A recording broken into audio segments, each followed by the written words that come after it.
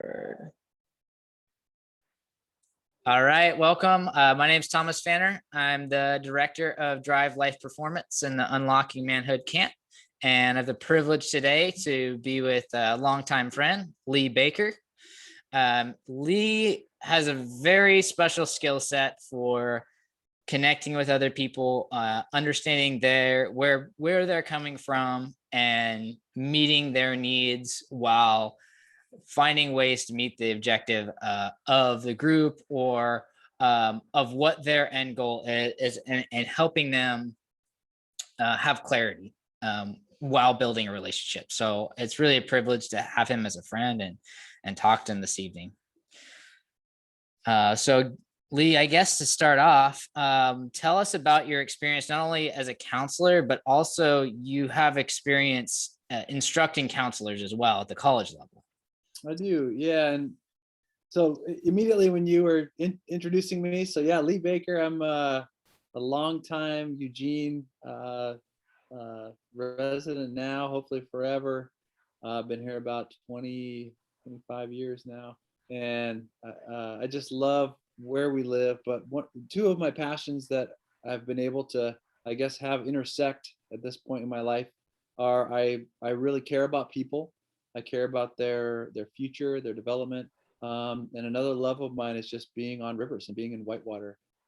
And so I was lucky enough, or I made it happen, I guess you could say. When I was in college, I convinced the person at Portland State that I should have an internship as part of my speech communications degree on one end, and then I went over on the other hand, and I made this deal with this rafting company, and I said, well, I took a flooded canoe down the Cedar River when I was a kid, so I should be qualified to be a guide for you. And I did have to work to get into that guide status, but so I was able to meet those two in the middle while I was at university at 22 years old, to become a professional raft guide at the same time and get college credit too, which was pretty awesome.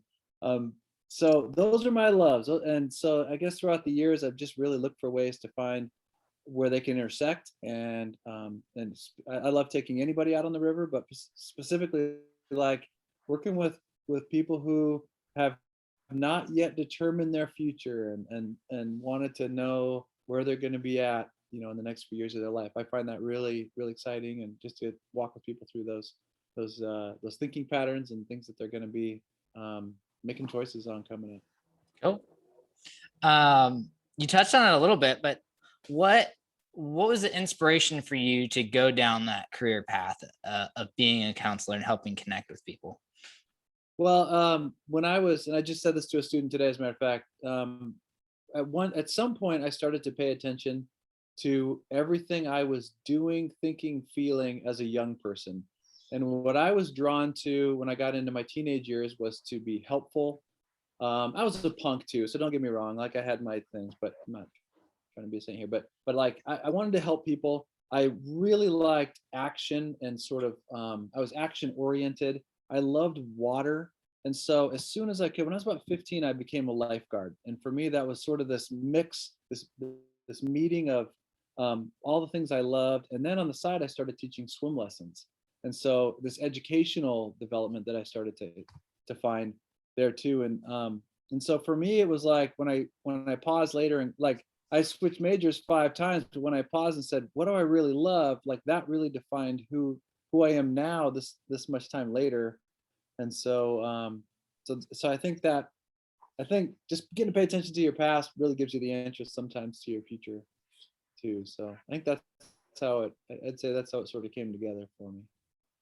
Sweet. Awesome. So you, even from a young age, you were combining these passions of being in the water, being around the water, with connecting with people. Yeah. And one of the ways, so around almost 16 years ago now, I had a friend in the South Eugene high school. He was an English teacher named Peter Hoffmeister. And he said he wanted to start this integrated outdoor program. And I was like, I will do anything to help you get this going. And we started a whitewater or rafting component to this.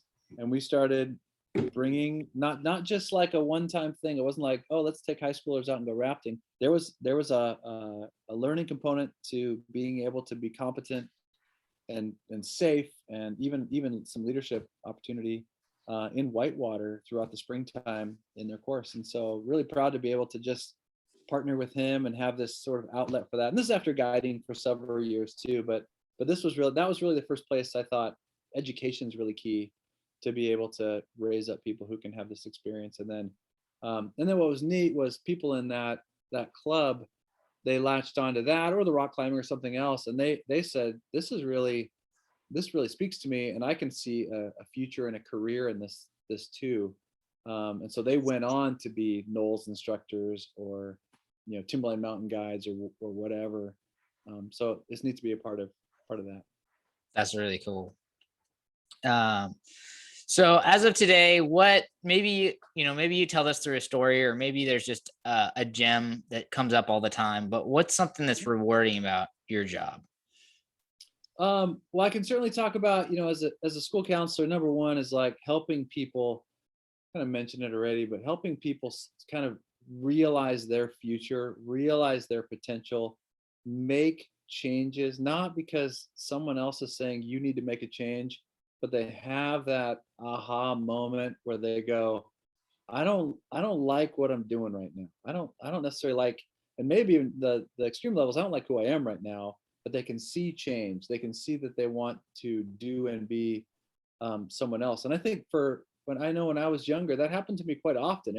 It's common for me to be like, I don't like this. Like, I'm gonna figure out a way. And so I really searched for people who would, listen to me, invest in me as a human being. I was really in it trying to find a mentor and to look up to people, like to have role models.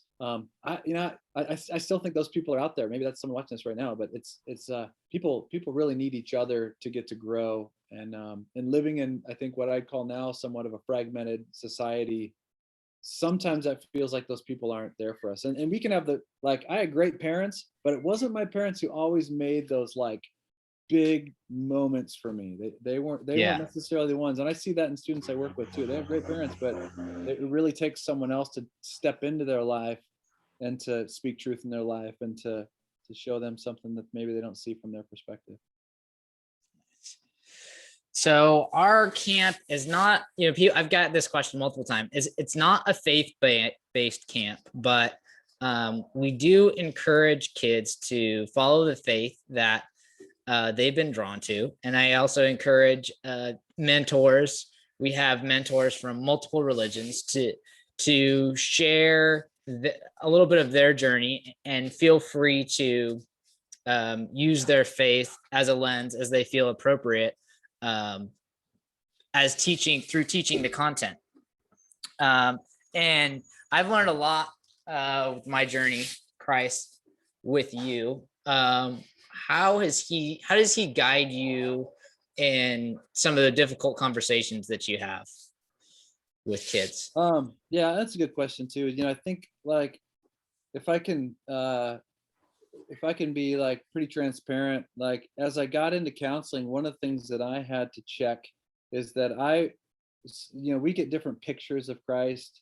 If you're a Christian, you get different pictures of Christ depending on who you hang out with. It'd be the same way in any religion, or anything. And so one of the things I got to check was really the fundamentals of, if I really love people, can I walk with them through something difficult? Do I judge them? No. Am I going to be there for them even if I don't necessarily agree 100% with their value set? And I could just say, like, one of the things that I found in my relationship with God is that it changes all the time. Like, I grow a little bit here, and then I change, and I look back and I go, wow, that was dumb, Lee. Thank you. So I kind of feel like when counseling is brought into it, counseling only is as good as the relationship with someone else that you're working with and the trust that you have together. And the piece that makes that trust paramount is that you're not putting anything that you have onto them, that they get to be free to make their own decisions. Um, and I think that's it. I think that's, they have to really, people have the answers within themselves to get to where they're going. Sometimes they just need a guide. And that's as simple as counseling is sometimes. That's great. That's a really good connection. So one of my favorite stories with Lee that I tell a lot is we were going to hike or hunt or something, and it was the morning. It was really cold. It's like, oh, do you want a hand warmer? He's like, no, no. If I don't use hand warmers, my hands will just adjust. And it's like 20 degrees in late November, and the Cascade Mountains. And it was like, wow, okay, this guy is really good at being uncomfortable. He's comfortable being uncomfortable, and has a growth mindset. So I see it through the things that you do with rafting and your adventures. Like, how has that growth mindset helped you over the years elevate that adventure aspect of your life? Oh man, well, I could go a lot of places with that.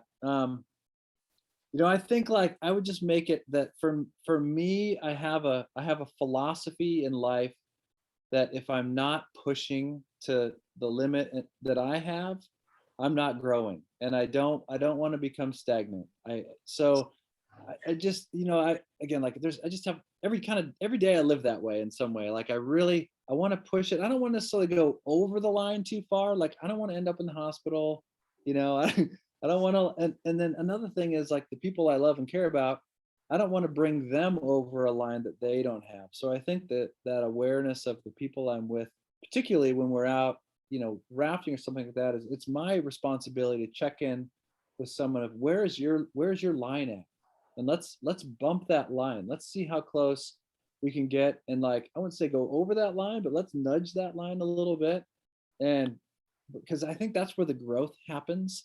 But at the same time, like I've really learned that it's not my responsibility to push someone way over that line so they have a really crappy experience and then have to check themselves and be like, am I really someone who can do that? That's not how we grow. We Yeah. actually we go backwards pretty quickly doing that. So I guess I would just say like my philosophy is to test myself as often as possible in a responsible way. If I'm with people in the same mindset, like great, and we can do that together. But if I'm in a leadership role, it's not about me anymore either. Like leadership role means now I'm caring about the people that are with me. So hope your hands didn't get cold that day. No, I no, I'll be honest. I was straight up on those hand warmers the whole time, but it was afterwards I was like, I should try to just stick it out every now and then. And every time my hands get cold, I think about that time, like, okay, and I found like just being out in December, working in the rain.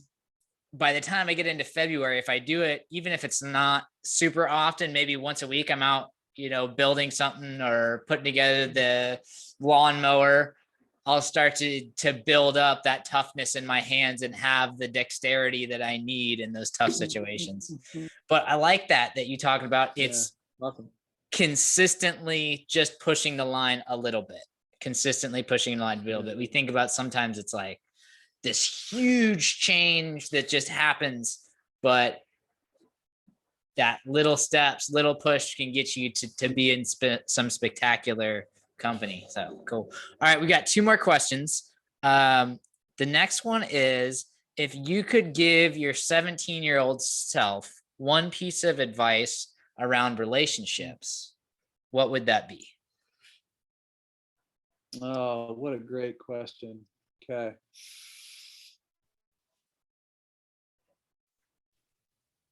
Oh, if I had a deeper understanding of giving when I was that age, and I'm gonna talk about it on two levels really quick. One is you can give and it feels sort of good, like or it makes you look good. That's the other one too. Like you give and now you have status because you're a giver, and that's like I see that sometimes in like athletes and people who are famous, like they give and you go, oh wow, that's awesome. And there's nothing inherently wrong with that in my opinion. Like giving is just a good thing, and if it makes you look good, great. And if it gains you favor or a relationship with someone else, awesome. But in a deep way, giving changes you as a person, and that doesn't mean giving money necessarily, or it could mean giving your time, but it's like giving yourself. And finding, I think in that period of my life I was pretty selfish, so I just remember like when later in life, when the doors started to open up about like, what does it really mean to be there for someone else and not just constantly think about myself? Like that's the giving I'm talking about. And there's no measurement. There's no like accolades for being someone who gives up of yourself. It's just deep in you. Like it's for me, it's the right thing to do. And, I kind of wish I had that a little earlier in my life, but I don't know. I think that one stands out to me the most. That's Good question. awesome. That doesn't surprise me at all. You have been, you're always super generous with, I mean, I just remember when you're at ATA, having after school fitness club twice a week, helping get, even if there was like 2 kids there up on the stage, slamming balls around. That's great. Okay. So the other side of that is, we're a family program. We support kids, we support parents, we support the connection between them and their growth as a family, and specifically supporting their son. So what advice would you give parents of a 17-year-old boy who are struggling with, him developing relationships with, maybe it's the relationship that he has with them, or maybe he's struggling with a relationship with his peers? Okay, so the question is, this is a big one. So the question is advice to parents helping their son with relationship. Is that right? Yes. All right, that's a huge one. So I can't believe I'm going to tackle this, but I would, for me, and I have children of my own, and understanding their personality is just gigantic. Understanding really who they are, and it particularly in like one of my kids, that they are not like me in just about every way is really important to understand, and to try and speak a language that they understand, that they can connect with, is really really important. So and that actually means abandoning a lot of the ways I would normally go about, you know, and this, Thomas, as a teacher, you don't get to teach to the learning style that you are. You have to Right. know multiple learning styles, or communication styles for people, and that you have to get them feeling comfortable, especially if they want to, like if they have a teenager who's in they might perceive to be struggling. Like we have to really um, try and get to a place where we communicate with them, where they're hearing it and they're feeling it and experiencing it before any change is going to happen, at least if it comes from us. So and there's no quick solution to that. There's no one little like test they can take and you go, oh, I know this kid now. But it's just a lifetime of just asking questions and sitting in it and being in it, and not having to always come up with an answer, sometimes letting an emotion feel bad, but yeah, I don't know. That's a big one. That's just such a quick fix thing. It's a very, very big, very long, it's a long-term investment too with our kids, that we want to do with that too, just to get to know them at their speed. So That's good. So just to kind of summarize what you said, is connecting with understanding what their son's learning or connection style is, and meeting them where they're at. yeah. That's big. The other side of that is, like I talked about, a child who's different than you. Sometimes it's even harder to have a child who's a lot like you, because you see the things in them that were in you, and you go, oh, and it raises this level, especially if you're a dad, it raises this level of like disdain, and you're like, why? So you might not be as patient, with the child who's just like you as you would the child who's different. So that can be challenging too. So yeah, but you should know them really well if they were like you. There's Yeah. no excuses there. That's great. Cool. Well, Lee, thank you so much for your time this evening. It's been a blast talking to you as always.